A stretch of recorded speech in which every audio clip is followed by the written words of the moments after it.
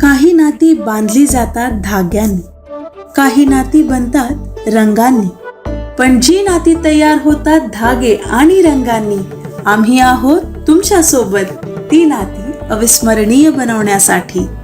Shri वरसिद्धी shopping mall तुमचे स्वागत करीत आहे. तुमच्या आयुष्यातील सर्वात सोनेरी नात्याचा सण साजरा करा आमच्या सोबत.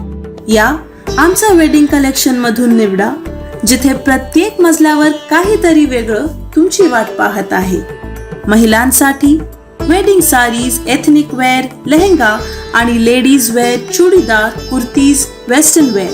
पुरुषांसाठी सूटिंग, शर्टिंग, एथनिक वेअर आणि फॉर्मल वेअर, कॅज्युअल वेअर. बालकांसाठी वेडिंग ड्रेसेस, एथनिक वेअर आणि कॅज्युअल वेअर. तर या श्री वरसिद्धीचे कुटुंब तुमच्या कुटुंबाची वाट पाहत आहे. श्री वरसिद्धि शॉपिंग मॉल, आजाद गार्डन जवळ, कस्तूरबा रोड, चंद्रपुर.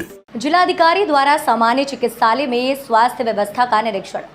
सरकारी मेडिकल कॉलेज व अस्पताल में नर्स की मौत को जिला पालक मंत्री सुधीर मुनगंटीवार ने गंभीरता से लिया है और प्रशासन को जांच के आदेश दिए हैं. साथ ही जिला कलेक्टर ने सामान्य चिकित्सालय में कमियों, त्रुटियों आदि पर विशेष ध्यान देने के निर्देश दिए. तदनुसार कलेक्टर विनय गौड़ जीसी ने बुधवार को जिला सरकारी अस्पताल में स्वास्थ्य व्यवस्था का निरीक्षण किया. इस समय कलेक्टर गौड़ ने कहा कि अस्पताल में प्रदान की जाने वाली स्वास्थ्य देखभाल के बारे में नागरिकों की शिकायतों के लिए स्थापित शिकायत पेटी अच्छी स्थिति में होनी चाहिए और नागरिकों को इसके बारे में पता होना चाहिए. जिला चिकित्सालय में औषधियों की आपूर्ति, सामग्री, उपकरण, रिक्तियां आदि के संबंध में शासन को प्रत्येक माह अवगत कराया जाए. साथ ही इसकी एक प्रति जिला प्रशासन को भी उपलब्ध कराई जाए. गहन चिकित्सा इकाई अच्छी स्थिति में होनी चाहिए. यदि रखरखाव और मरम्मत के लिए दी जाने वाली धनराशि में गहन चिकित्सा कक्ष, सुरक्षा, दीवार, प्रवेश द्वार, पानी की टंकी और अन्य सामान शामिल है तो इसकी तुरंत सूचना दी जानी चाहिए. अस्पताल में कौन कौन सी डॉक्टर ड्यूटी पर हैं, कब आते हैं, उनके आने जाने का समय क्या है, इस पर अस्पताल प्रशासन को पूरा ध्यान देना चाहिए. किसी भी प्रकार की लापरवाही बर्दाश्त नहीं की जाएगी. रोगी से संबंधित और आवश्यक वस्तुओं जैसे दवा आपूर्ति, उपकरण की तुरंत मांग करें. अस्पताल में सभी विभागाध्यक्षों की बैठक कर रिपोर्ट मांगे कि उस विभाग में क्या चाहिए, पहली प्राथमिकता है और उसका बजट कितना है. नागपुर के सुप्रसिद्ध अल जमजम रेस्टोरेंट की शाखा अब चंद्रपुर में भी. होटल अल जमजम गैलेक्सी.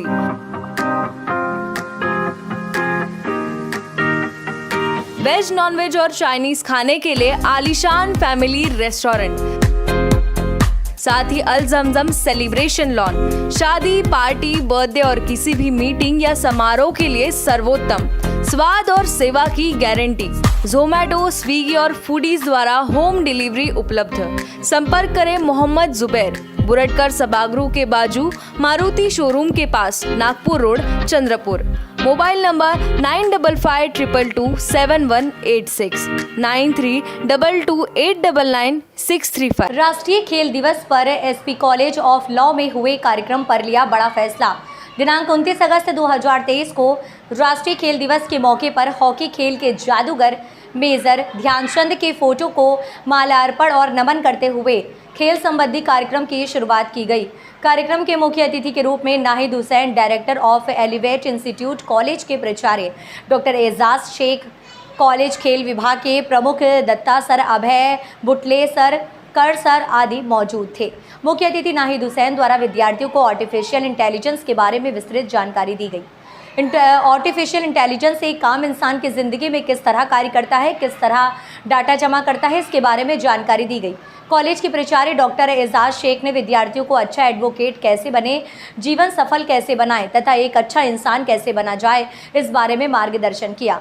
कॉलेज के खेल विभाग के प्रमुख दत्ता सर ने मेजर ध्यानचंद के जीवन के बारे में बताते हुए कहा कि राष्ट्रीय खेल दिवस, जो कि हर साल 29 अगस्त को मनाया जाता है, भारत में खेल के महत्व को मनाने और उत्कृष्ट खिलाड़ियों को सम्मानित करने का एक महत्वपूर्ण दिन है.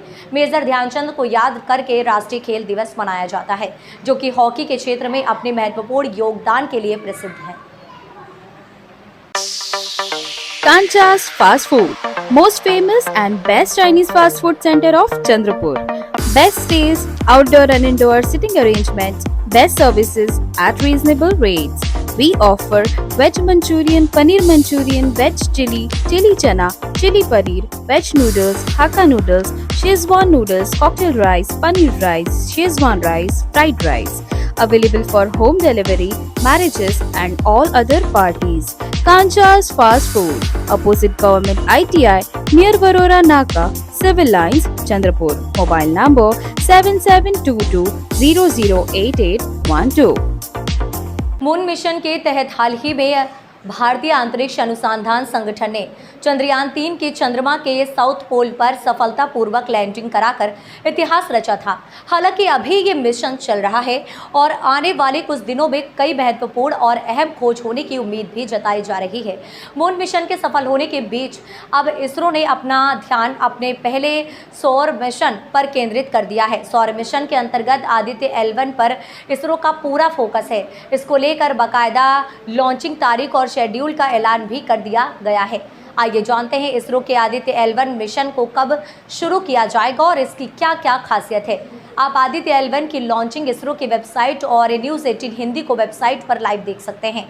इसरो ने अपने आधिकारिक ट्विटर हैंडल पर सौर मिशन के आदित्य L1 मिशन को लेकर एक पोस्टर शेयर किया है। इस पोस्ट के जरिए घोषणा की है कि भारत के पहले सौर वेधशाला मिशन आदित्य L1 को अगले माह 2 सितंबर 2023 को लॉन्च किया जाएगा। अब सूरज पर हमारा मिशन जा रहा है, क्या है ये? जी बिल्कुल, चंद्रमा पे हम लोगों का चंद्रयान 3 काफ़ी सफल रहा और जिस तरीके के अब इसरो ने डाटाज और पिक्चर्स जो हैं अपने पोर्टल पे डालने शुरू कर दिए हैं, तो उससे काफ़ी मिशंस के अपडेट आ रहे हैं।